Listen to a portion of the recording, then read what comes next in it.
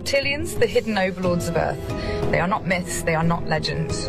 They have ruled from the shadows since the dawn of civilization. Every empire, every war, every great collapse. It was never human history, it was their history. Reptilian beings. Sino nga ba sila? Ano nga ba sila? At sinasabing sila raw ay narito na sa planetang ito sa mga sinaunang panahon pa, during ancient civilizations.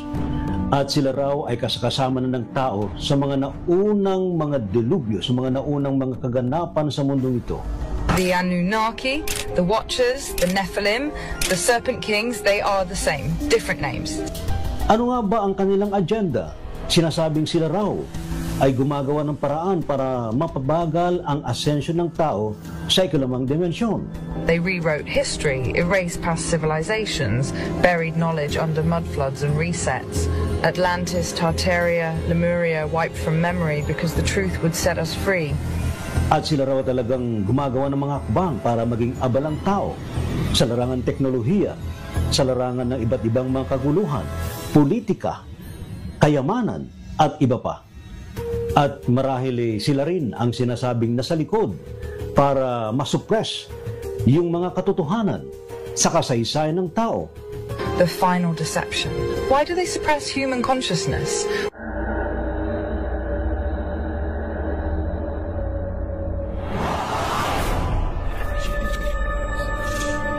Encounters mga sightings ito. Doon ba'y palatandaan na talagang malapit na? Mga experience, so meron kayong sightings ng mga UFO. Higher beings, especially to the universe you call God. Innumerable company of angels beyond human comprehension.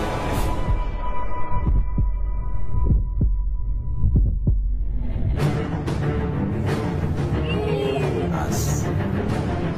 Oh, really? The propulsion system.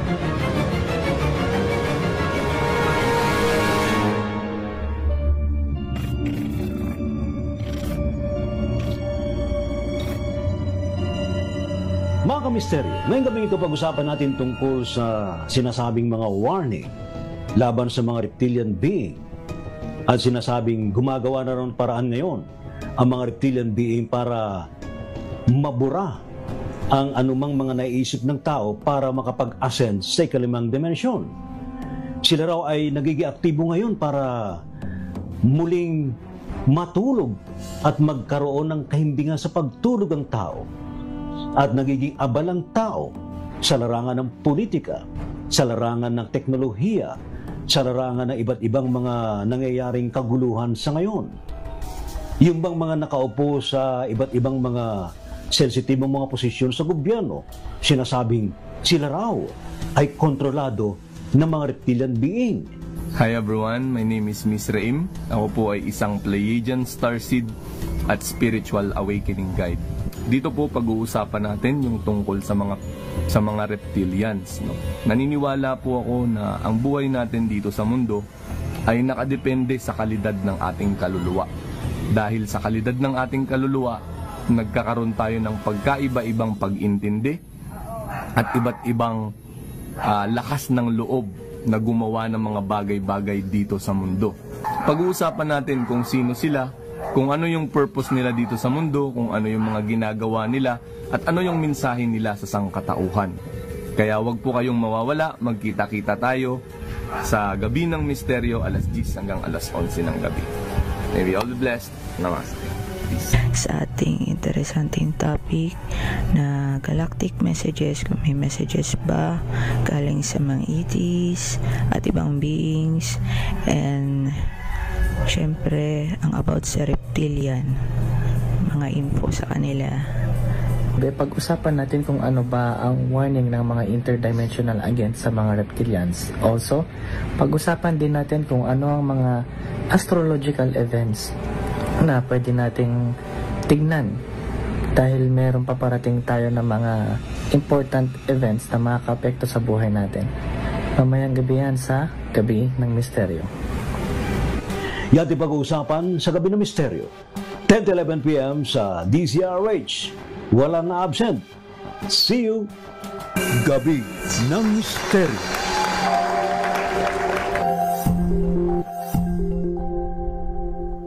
Magandang gabi po Luzon, Visayas, Mindanao, worldwide. Isa pang edisyon mga kaibigan ng programang Gabi ng Misteryo. Naku, napaka-controversial and interesting ating pag-uusapan ngayon po gabi ito mga kababayan tungkol po sa mga reptilian. Ha? Shout out sa mga reptilian. And of course, sa ating mga galactic beings na nakatutok din po sa ating program. And lalong-lalo na ang ating mga kapwa-tao sa mundong ito. Kumusta na po kayo?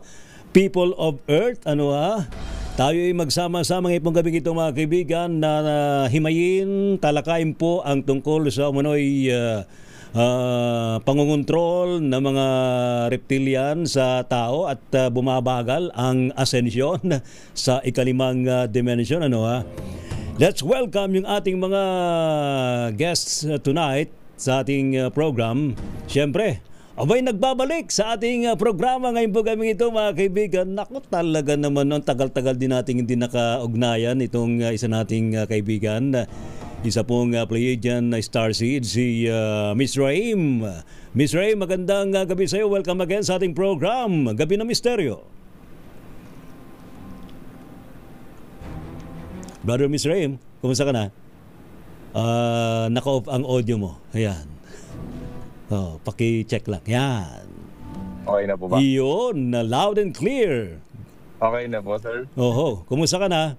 Hi, sir. Good evening. Good evening. Salamat po sa pag-imbita ulit. Abay, okay naman po, sir.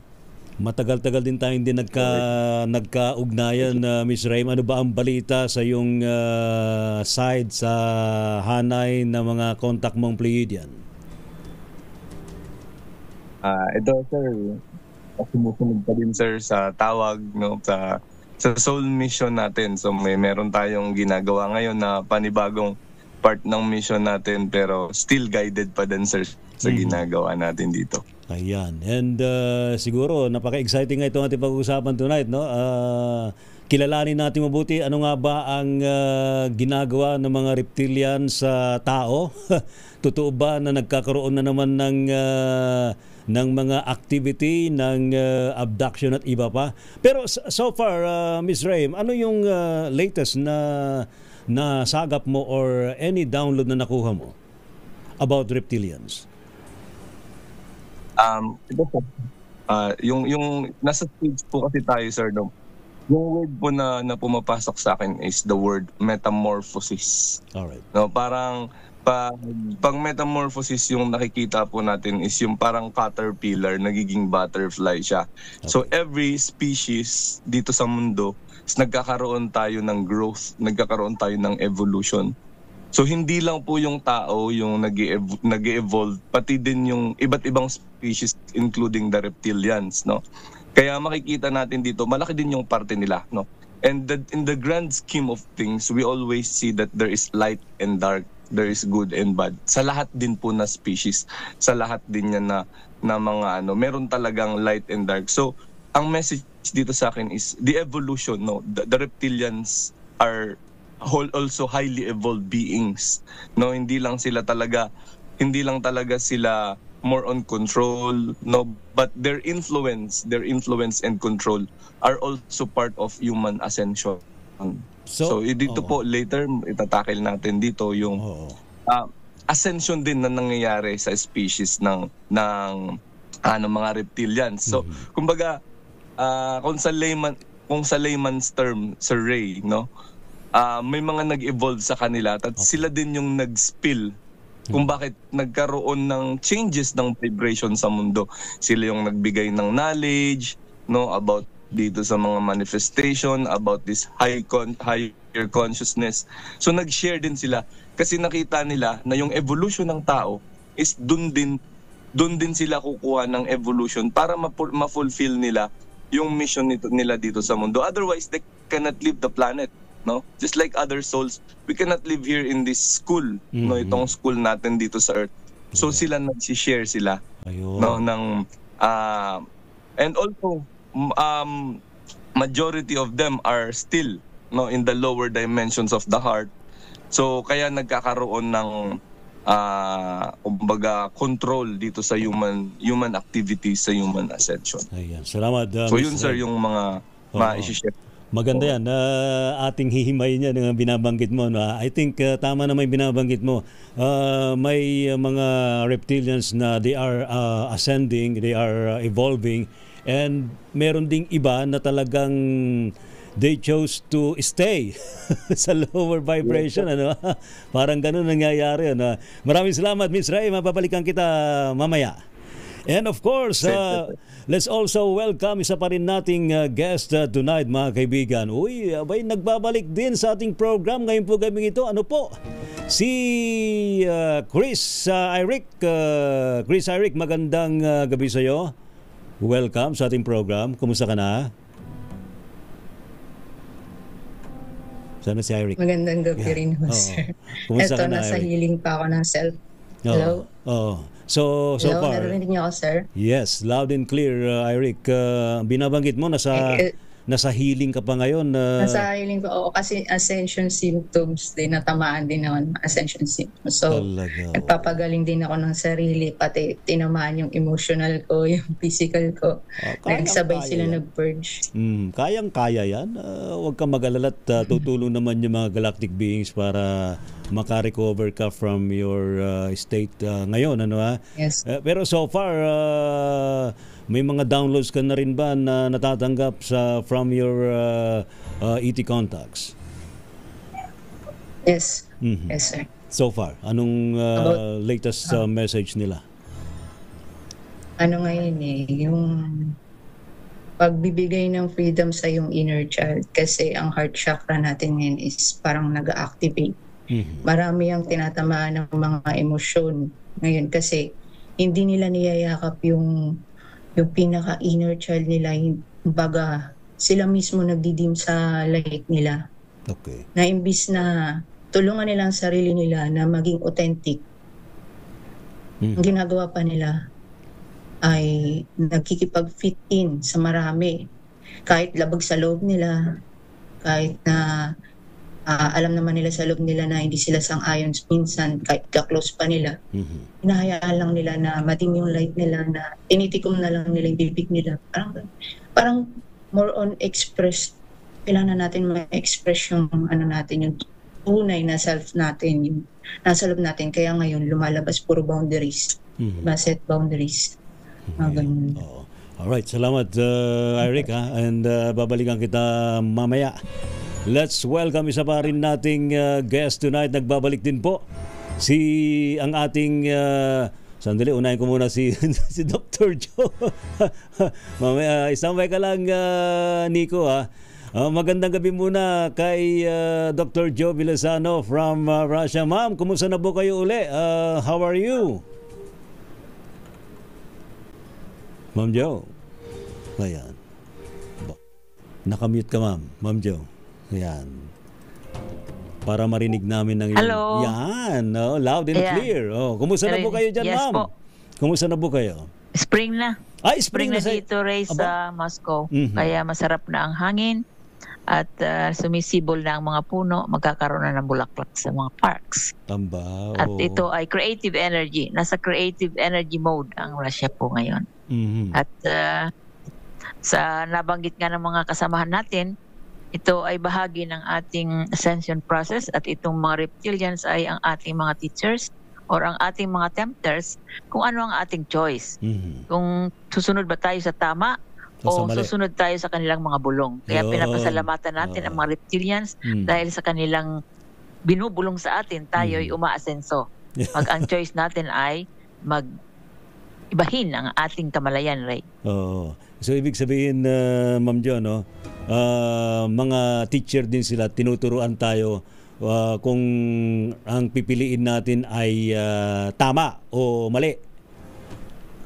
Tama po yan. At siyempre, kahit sila po ang bumubulong sa atin na gawin ang mali, ang karma sa atin pa rin na gumagawa. Dahil ang sabi nga, tempters lang kami, ikaw yung gumagawa. Kaya ang karmic cycle, babalik din sa iyo. Kaya kailangan maging very careful tayo sa lahat ng ating mga ginagawa na naririnig natin o na-download natin, at kailangan po ng discernment. Pero binabanggit po ninyo, Ma'am Jo, no, lumalabas na hindi naman pala talaga sila nangongontrol. Tama ho ba yun?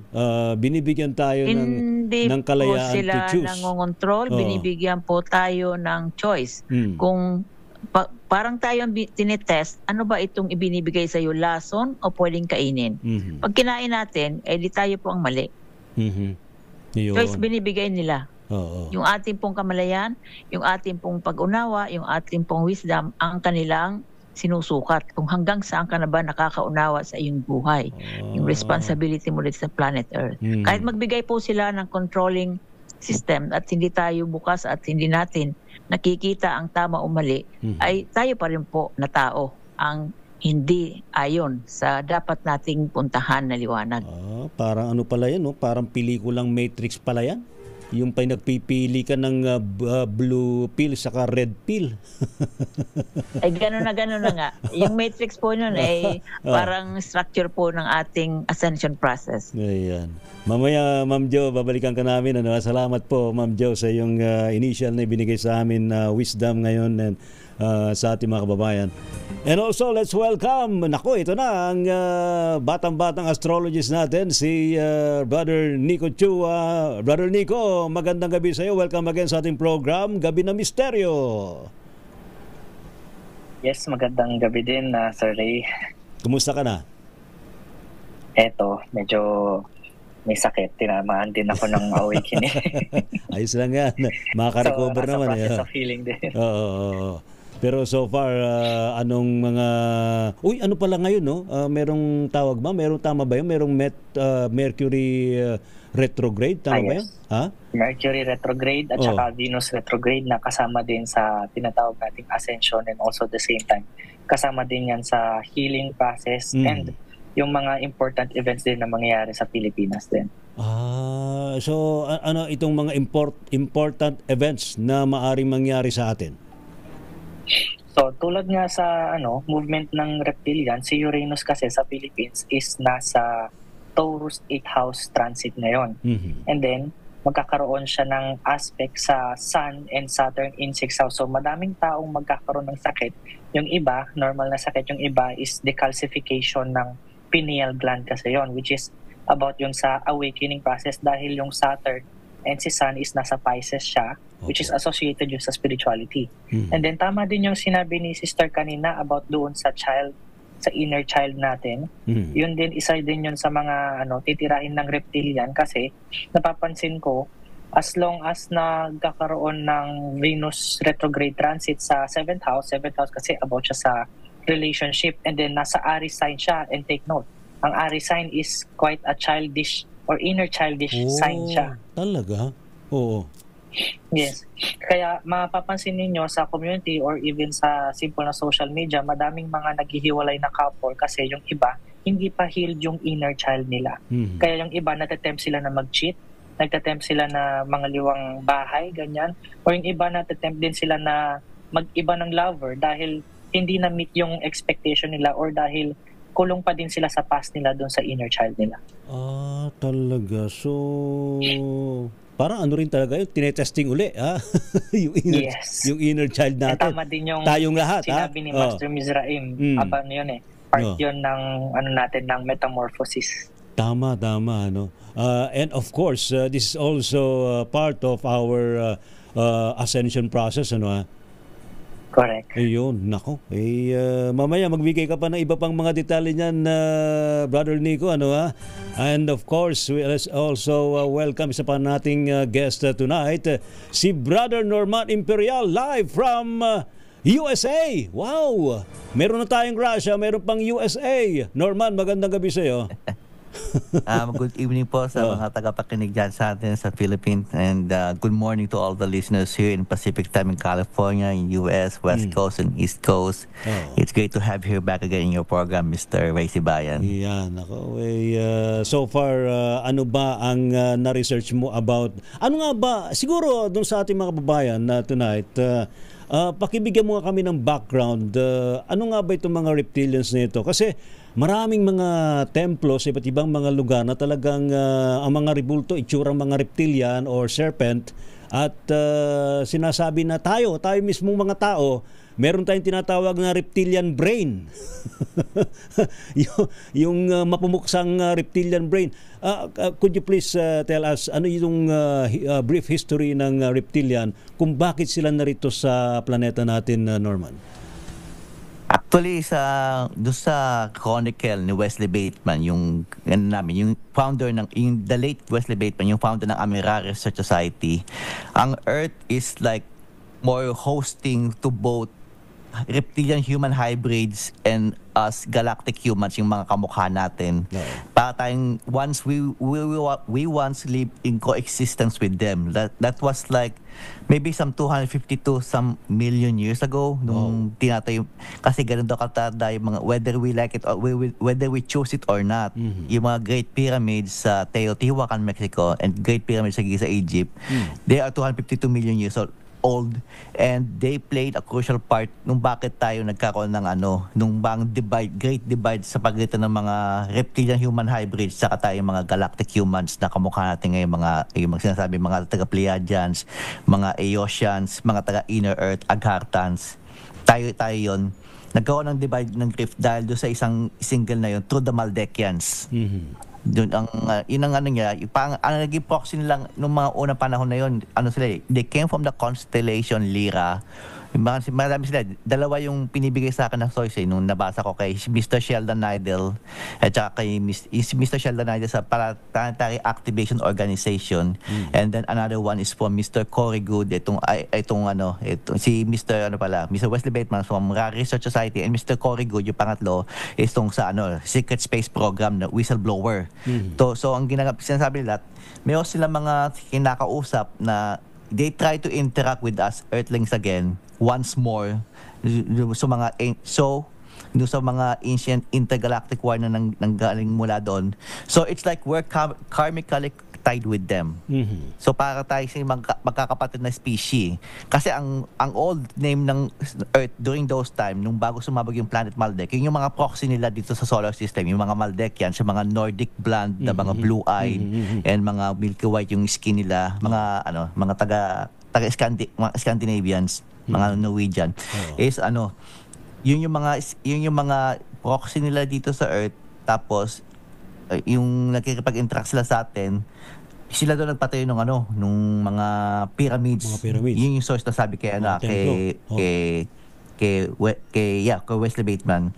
And through that, magta-transfer ng energy through Maldek. Ang nangyari, sumabog yung Maldek, tapos nadama yung Earth, nag-feedback, nagkawa ng frequency barrier. Kaya ito tayo ngayon, yung dating mga 100% o almost 90% na brain capacity natin, naging 10% na lang. Tapos yung DNA expression natin from almost 98 to 100% expression, naging 2% expression na lang. Yun yung ini-encode sa 3-dimensional. Pero yung mga 4-dimensional siguro up till 12-dimensional, naka-encode siya within those strands as sinatawag nating junk DNA theory. So ganun ang nangyari sa planet Earth na napakahabang story na hindi sad to say talaga, it really require ilang meeting natin dito, ilang episodes para ma-introduce yung topic na to, that to calm down at ma-realize natin kung gaano talaga tayo, ano na missing what we are missing all these millennia, hundreds of millennia, thousands of millennia, 252 million years for almost forever na na-miss natin mga taga-Earth humans. Kaya nandito tayo nakasadlak sa kinasasadlakan natin ngayon na frequency barrier na tayo, hindi tayo magkaintindihan, nagbobombahan tayo, nagbabatukan, nagpapatayan sa pinakamalalang estado.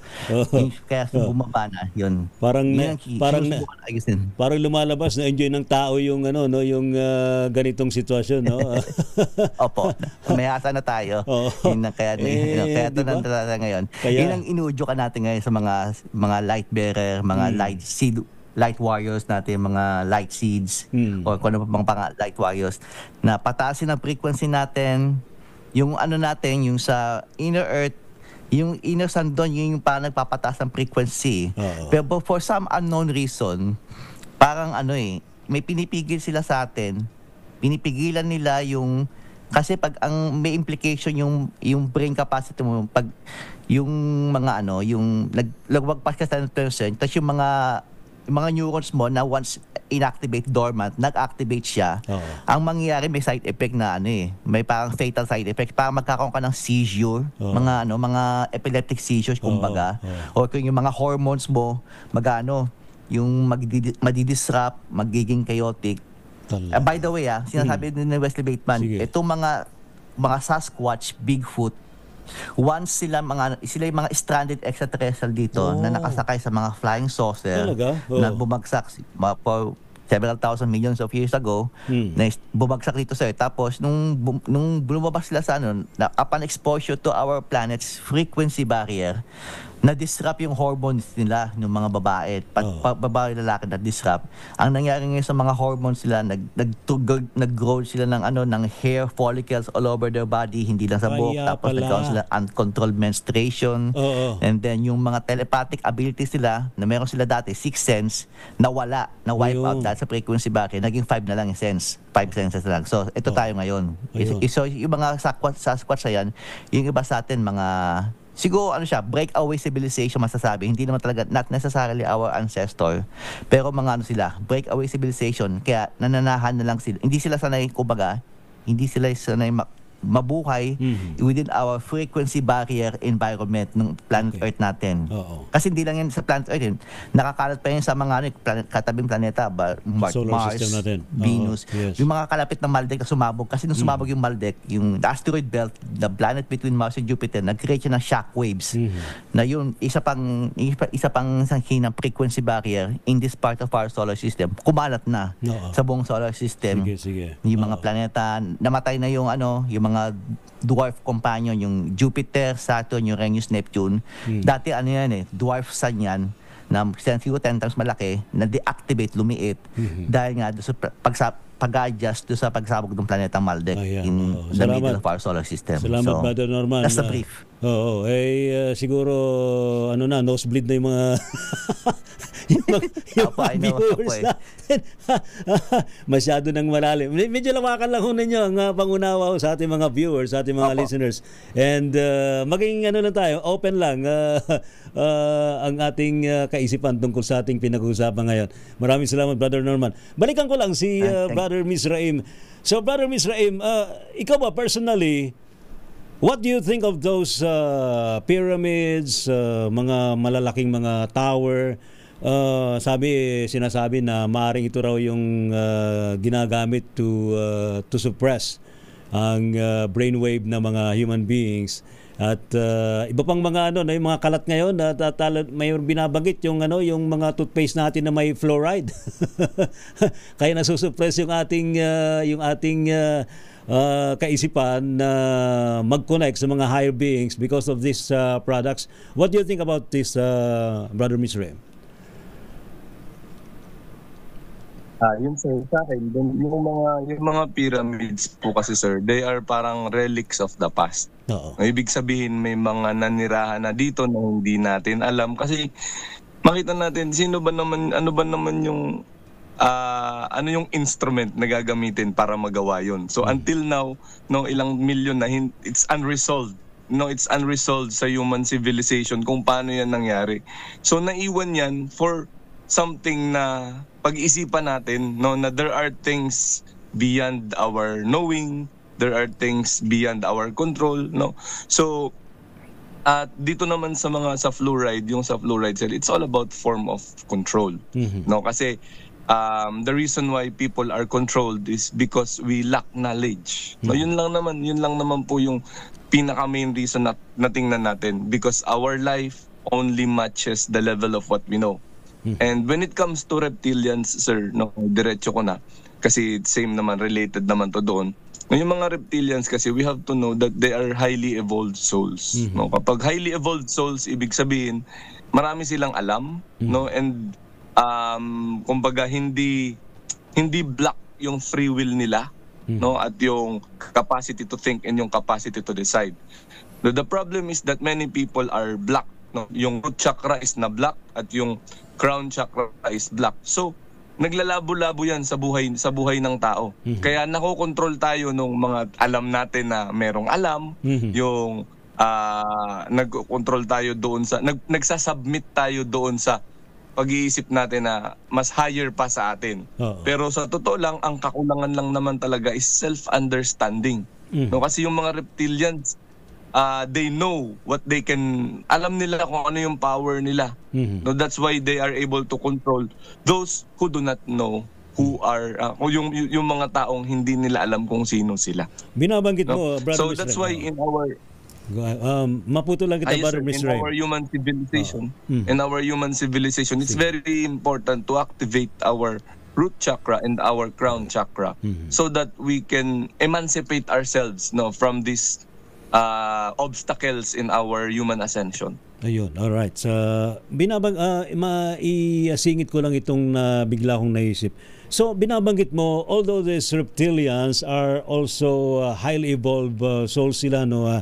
Pero may mga reptilians na nasa dimension natin, and there are reptilians in the higher dimensions, right?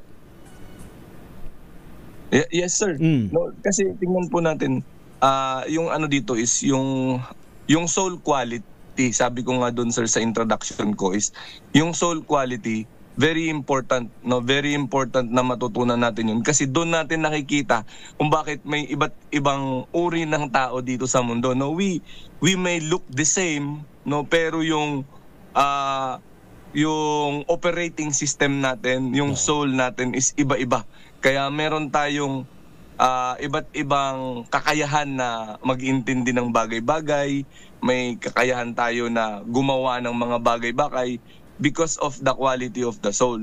So itong mga reptilians, yung pinanggalingan nila is highly evolved na. Napunta lang sila dito sa mundo, but then no, they because of their dominance, no, na nakita nila yung dominance nila over people. Kagaya ng ibang tao, no, na lock up din sila dito sa earth natin. It's because of the beauty of power, the beauty of control, the beauty of money, the prestige of being a king, no, the prestige of being a leader, until such time na yung advantage na yun, yung dominance nila, na nagamit nila sa masama to control other people. No, but they are also part of us. Katulad natin, sila nasa ascension period din sila to open their heart. No? Because when we are able to open our heart, that is the bridge para makaalis ka dito sa mundo, para hindi ka na mag-reincarnate on the same suffering. You have to open your heart in order for you to return to your galactic family, to your galactic place, to where your soul come from. So yun yung challenge sa atin lahat. No, we can see them as obstacles, but we can also see them as challengers. In our soul evolution, our soul growth. Yan yung binabanggit ni Dr. John. Pero ito pa isang tanong ko, Brother Mizraim, if there are reptilians na highly evolved souls, but it doesn't mean na sila ay highly spiritual souls. Yes, sir. Yes, sir. Lahat tayo. Parang ganun. Since nga itong mga reptilians, no, they are souls embodying human physical body. Ang iba, marunong na sila mag-shapeshift. But dahil nga they are still living on their root chakra and their sacral chakra or in their solar plexus chakra, hanggang dun lang yung buhay nila. But dahil nga alam nila yung kakayahan nila, they know their anong tawag nito, their emotional and their intellectual capacity. Yun kasi, sir, yung doon natin nakikita kung gaano ka-advance or gaano tayo ka-dominant. It's because of our intellectual and our emotional capacity. No, may mga tao na, sorry to say, na may old soul, may young soul. No, may mga young soul. Itong mga young soul na to, ito yung hirap na hirap pa sila i-control yung emosyon nila. At hirap na hirap pa silang ayusin yung intellectual capacity nila. Kaya when it comes to decision making, doon tayo nagkakamali-mali. Doon tayo nagkakaiba-iba din ng buhay. It's because of our decision. Alright. Salamat. So itong mga reptilians, sir, they know their emotional, their intellectual capacity.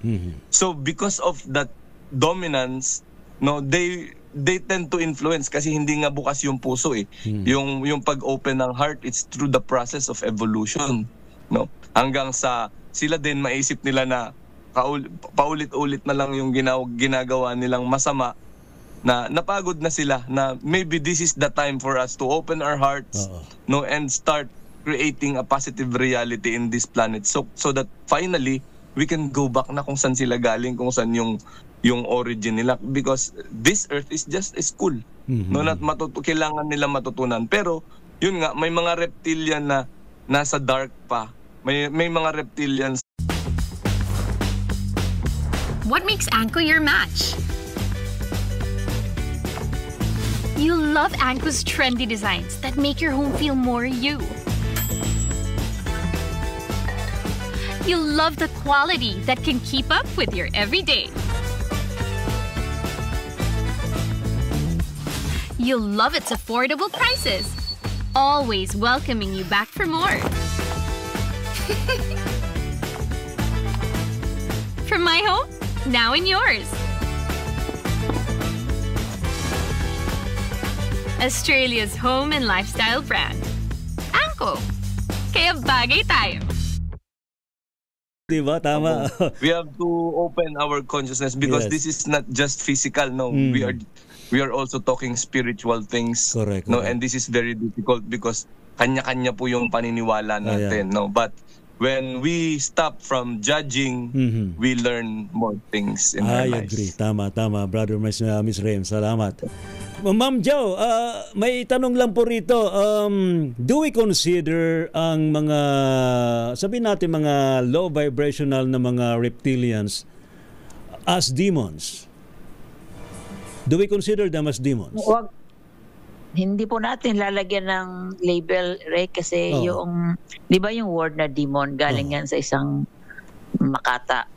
At ito namang ating mga spiritual ancestors, nag-program sila based on the emotions ng mga tinawag nila na demons noong panahon ni Solomon. So mga programs po sila. Hindi natin po masasabi na sila ay classified doon. Dahil sa nabanggit nga ni Sir Raim, ay meron pong mga evolved na reptilians at yun naman pong nasa lower frequency pa. At mapapansin ninyo na meron po tayong faith dito sa Earth na reptilians, pero sinasamba sila ng mga tao. Hindi na natin babanggitin po kung ano ang faith na ito, dahil nakita nyo naman yung mga itsura ng kanilang mga images, God images ay mukhang reptilians po. Maayos naman ang tinuturo nila, kabutihan, pagbabalanse ng mga elemento, kaya hindi sila actually mag-label na from the dark, dahil maigi naman yung itunuturo ng faith na ito na classified under reptilians, Ray. Parang ano rin to, no? Ma'am Jo, tama yun. Well, kung papasok tayo dun sa pananampalataya ng Kristiyano na maging si Master JC, Jesus Christ, tinempt din ng ng negative spirits, and hindi siya nagpatempt. Parang ganun nangyayari, no? Sa atin. Ito yung ginagawa ng mga reptilians, tinetempt tayo kung ano yung dapat na gawin natin, is either good or bad. Nasa sa atin na anong pipiliin natin. Tama po yan. At sila ay nagkakaroon ng score. Halimbawa at binulungan ka, may scoreboard, na pumatay ka ng tao, at sila ay sinunod, ay di may score sila sa binubulong. Ang ating titingnan, yung karmic energy kung saan napupunta, hindi sa kanila doon sa gumagawa. Kung sino po yung gumawa ng wrong act, doon po yung babalik yung karmic energy, hindi po doon sa bumubulong. Kaya sila po ay pinapasalamatan natin dahil nag-i-evolve po tayo dahil sa mga binubulong sa atin na dapat gawin. Kung tayo po ay discerning, tayo po ay nananalo. Nagkaka-score po din po sila ng mataas, at tayo din po ay umaasenso sa atin pong liwanag. Ayan. Salamat, Ma'am Jo. Nako, talaga naman, ang dami mga nagre-react tuloy sa ating pinag-uusapan tonight. Magandang gabi sa ating viewers, sina Joel Uy, si Pete De Los Santos Jr., maging si Maria Loni Blanco from Hong Kong. Kumusta na kayo dyan sa HK? Nebro or Osen Gobo. Ayan, Sandali, Raymar Perez Porras. Arvin Capasilio, si Tristan Gulay, Elias Pascasio, magandang gabi sa iyo. Voiceless whispers, they don't control us but they are trying to tear us apart from spirit by dirtying our aura and energy. Ayan na. Yan daw ang ginagawa ng mga reptilian, ha? Ralph Eugene Villarama, good evening Kuya Ray. Ayan, kumusta na po kayo dyan from Eugene sa San Rafael, Bulacan. Jesus Malinaw Ogaire Jr., magandang gabi sa iyo. Aquarius Ann, Roel Robles, good evening sir. And si Mario Castro. Ayan, ano to? Okay, upcoming movie. Meron bang ganyang being sa Ciudad Verdadero? Ma'am Jo, meron bang reptilian sa Ciudad Verdadero? Wala akong nahagi. Pwede daw po natin makausap sila, Ray, doon pagpunta natin. Talaga? At sa... Wag na lang. At saka sa Mount Banahaw. Wag na lang. Actually, meron din silang gustong ano, no? Of course, I think yung mga highly evolved reptilians naman talagang pwede rin sila magbigay ng mga messages, ano. Jericho Ferrer, Eduardo Narvaez, salamat. Si Aldrin Balud, ibig sabihin ho ba niyan hindi pwedeng magiging mabuti lahat dito po sa Earth? May bad, dapat kasi partner yung bad or good. Sino makakasagot nito? Eric, masasagot mo ba yan? Dapat mag-partner yung bad and good. hindi ma ano ni Chris Eric. Ma'am Jo, tama ba 'yon? Ha? So hindi ang batas, Ray, ng creation ay harmony. Tayo na merong physical existence, meron po tayong nararamdaman na physical na katawan, meron po tayong parang pinaka-blueprint sa cosmic field. Ang batas po dyan ay harmony.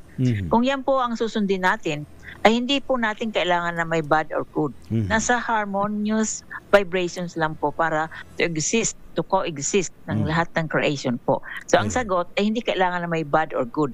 Tama lang na tayo lahat ay kumukopya doon sa ating blueprint na nasa cosmic field under the law of harmony. Yun the word, the law of harmony. Ayun na. Alright, si John Aldrin Carmanuel, magandang gabi po. Tanong ko lang po kung anong itsura ho ng mga galactic beings. Hindi pa po ako nakakita noon. More power po sa inyong lahat. Alright, Eric, baka masagot mo to. Based sa iyong experience, anong mga itsura nila? Yung mga nakakausap ko po kasi, sir, sa astral, ano sila pati yung reptilian, hindi sila, actually sa astral, both sila may good din doon at saka may bad. At saka may sila, may parang presensya na alam mo kapag safe ka, at saka alam mo rin kapag pag may hindi magandang intention yung isang being, ikaw makakapagsabi nun. Ayun, oo. Base sa energy din nila. Correct. Ayan. Alright. Brother Nico, ikaw, based sa iyong experience, anong itsura nila? Usually yung mga itsura nila paiba-iba, pero minsan meron silang mga distinction. Yung iba, pure light lang sila. Yung iba naman may mga scales sila. Yung iba naman color blue, ganyan.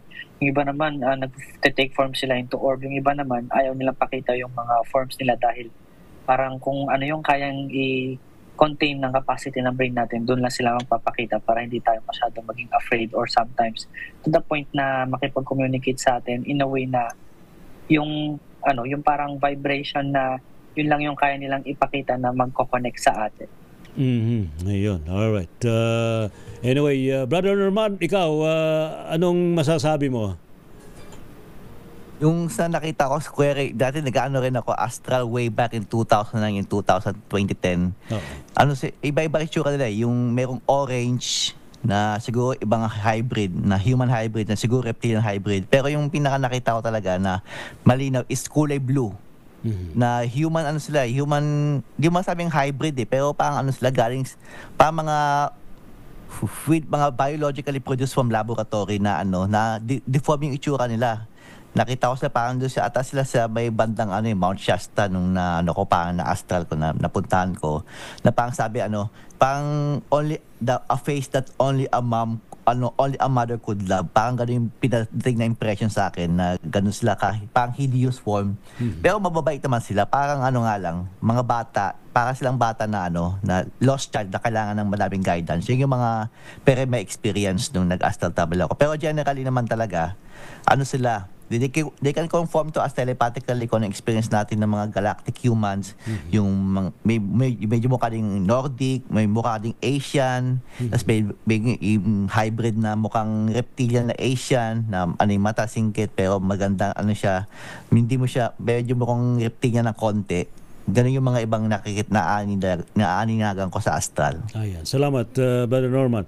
Ang sabi ni Kurakdut, bakit alam ninyo na may reptilian, mismo tayong tao, abay pinagdidebatehan pa kung saan tayo galing? Brother Miss Raim, any answer to that comment? Paano ba? Yung kanina sir, naiisip ko kasi doon sa comment na meron tayong mga comment kasi na galing sa pain, no? Like say for example, yung hate, no, nakikarry ito na kanina kasi may nakita ako doon sa comment na about hate sa reptilian. Totoo yun. And the reason why they influence us, the reason why they are able to control us, because hindi nga tayo nagfo-focus sa sarili nating ascension. Correct. So sa sarili natin, kung sino ba yung kaluluwa natin, ano ba tayo, kaya nagugoyo nila tayo, no? Sa akin sir, doon sa personal experience ko, nakikita ko yung reptilian sa mga tao. And nakikita ko yung reptilians. May mga tao. May mga tao talaga na reptilian energy. No, like say for example sa community na kung saan ako galing sir, sa legal community. No, yung mga lawyers, they are highly evolved. Matatalino yan sila sir. Karamihan na mga, lalo na may mga reptilians na mga lawyers, no, they are highly evolved. But those reptilian humans na living in the lower vibration, yung indication nila is they are so in love with money. They are so in love with power. Yes. No, and they are so in love with influence. No, to the point na they will do things, no, kaya nga nagsi-shape shift sila. They can appear good, no, but their intentions are very deep, very bad. No, meron silang mga ganun na mga intentions. But I also meron din ako mga nakitang mga reptilians na mga tao na highly evolved soul. And their indication is they are masters of biology, they are masters of metaphysics, they are master of a higher consciousness, and they are teaching. No, they are teaching. Probably ang iba nga sa kanila, sikat pa sila na mga nagtuturo dito sa online, no? So yun yung difference. Kagaya din ng tao, kagaya din ng Pleiadian, kagaya din ng mga star seeds, no? Meron tayong sinasabi na light and dark, and this is because it is part of our human existence, no, na yung yin yang nga, no, na light and dark. And actually nga karamihan ng mga nagpapahirap dito sa mundo is yung mga star seeds, no, or yung mga highly evolved souls na hindi pa nag-awaken, no, because they are kumbaga nabubuhay sila based on their past experience, probably their souls pinahirapan sila. So kaya ngayon hindi pa sila maka-move on, sila pa yung nagpapahirap sa atin. No? So there will come a time na mag-evolve din sila. Kaya lang ang tawag nga ng guides natin is sana naman ngayon naman pagbigyan na natin ng focus yung pag-evolve natin so that we can also evolve our community. No, so that we can surpass, no, doon sa duality na nagkukos ng gera, na nagkukos ng mga sigalot, ng differences dito sa mundo, no, kailangan natin yun ma-harmonize sa sarili muna natin, no? Magkaroon tayo ng harmony. Magkaroon tayo. Yung ganda ng word na yun, na harmony kasi yun yung oneness po eh. Yun yung Christ consciousness. The purpose of Christ consciousness is to harmonize all forces, no, regardless of the culture, regardless of the traditions that we have experienced in this planet. Thank you so much, Brother Miss Raim. Yan, tama yun. Kanina pa natin na-encounter yung harmony na yan. Ano? So, Ma'am Jo, tama yung binabagit po nyo, magkaroon ng harmony. So, ibig sabihin, kahit na alam mo na medyo negative yung nakapaligid sa'yo, dapat magkaroon pa rin ng harmony sa inyong environment. Tama ho ba yun, Ma'am Jo? Tama po, ang role po natin pag tayo exposed doon sa mga challenges, ng mga problema, ay huwag po nating ulitin, imantra yung problema. Agad-agad po natin nahingiin sa mga souls nila na kung tinatanggap nila yung intensyon na sila po ay maka-evolve o mag-vibrate doon sa wave of harmony or love. Kasi pag yung inuulit-ulit pa natin, lalo na po itong mga nangyayari sa kapaligiran natin, dinadagdagan pa natin yung degree ng kasamaan. Pero pag nag-bless po tayo lagi, tayo nakakatulong sa karamihan. So, ang rule po, pag tayo po ay na-challenge itong mga reptilians o anong paman po, ay lagi po natin silang i-bless ng pagmamahal o ng harmony po. Pero ibig sabihin, Ma'am Jo, hindi naman ibig sabihin pag gusto mong magkaroon ng harmony, gagawin mo na yung gustong gawin ng being na o ng reptilian na alam mo ay mali.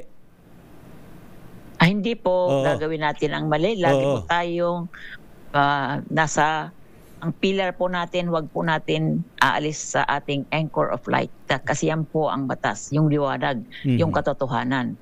Medyo tayo nililihis pero naka-anchor tayo, hindi tayo gagalaw doon. Hindi tayo gagalaw doon. I am a being of light, kahit ano pang bagyo ng kasamaan o challenge, ay hindi ako pa susubok at patatalo. Gustong-gusto nila yon pag ikaw ay naka-anchor doon. Pasadong-pasado sila. Ayun. Alright, maraming salamat, Ma'am Jo. Si Brother Norman, so far, based sa yung research din, ano yung mga palatandaan na nakikita mo sa tao na sila ay reptilian? Bukod doon sa binabanggit ni Brother Misraim, iba kasi nakikita nila sa mata eh. Biglang ano ba yun? Tama ba yun? Mayroon bang ganon? Vertical slit. Isasabi nila vertical slit daw. Tapos kapag kumurap, hindi pa ganon eh. Pag ganon eh. Ganun nga. So, para naman ang na-counter reptilian is the astral eh. Wala pa akong... So far naman, sa niloob naman ng Diyos na wala ako na bad experience sa mga reptilian. Ang nakikita ko lang dito sa dito sa mga YouTube na to, nung mga way back 10 years ago, nag-shape-shift daw sila minsan mga anchor na may mga sugo yung mga reptilian dito pinadala sa Earth para impluwensyahan tayo, mga Earth na mag-impose ng will nila sa atin, to impose dominance, panatilihin tayo na docile and submissive sa kanila. Yung mga anchor daw na panilang commercialism nila, mga capitalism economy, daw sila minsan nag-shift daw sila do sa sa TV, nabubuking daw doon o kaya mga iba daw mga royalty minsan may sila mukha ng matanda pero pa rin daw sila mukhang bata, pa rin daw malakas na bago. Isa may isang politician nga dito sa US na talagang siya direct diplomat ng mga para siyang envoy ng mga reptilian. Hindi ko na babanggitin yung pangalan pero na-message ko na sa iyo a few moments ago Yun sila, mukha na siya matanda yung official na yon. Pero siya, yung kumbaga malakas pa rin, minsan matanda, masakit, may sakited. Pero di mo rin napakahirap din ma-distinguish Dati inaalaw yung sa TV, kumbaga sa camera nagsi-shape-shift daw, para nag-iiba yung mukha. Ewan ko lang kung distortion by camera yun o talagang sa actual na nangyayari interdimensional pag-distort nila. So, it's kind of hard to tell dito sa physical. Pero sa astral, the distinction is clear.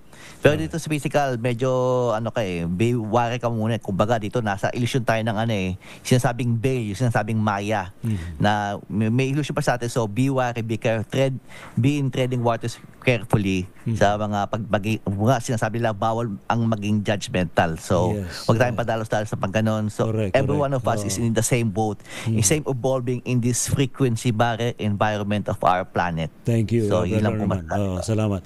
Brother Nico, so far, dito sa pinag-uusapan natin ngayong gabing ito tungkol nga sa mga reptilians at iba pa, ano ang dapat nating... Sandali, mayroong binabanggit dito. May tanong na, ito bang mga reptilians ay involved sa mga alien abductions? Brother Nico, do you have any idea or information tungkol dito? Well, some of them meron para more on i-research pa yung sa atin kasi tayo lang kasi sa nakakagawa ng mga miracles and karma and also at the same time napapansin ko sa Philippines, more on nagiging temptation na sa karma, pero they are forgetting what is miracle. Ganon. Nagiging focus na doon sa bad karma imbes na doon sa good karma or good blessings, ganyan. And gusto nilang malaman saan ba nanggagaling yung mga miracles na nagagawa ng iba na sila mismo hindi nila magawa. Ganyan. Kaya minsan nagkakaroon tayo ng abductions kasi yung mga ina-abduct nila puro chosen.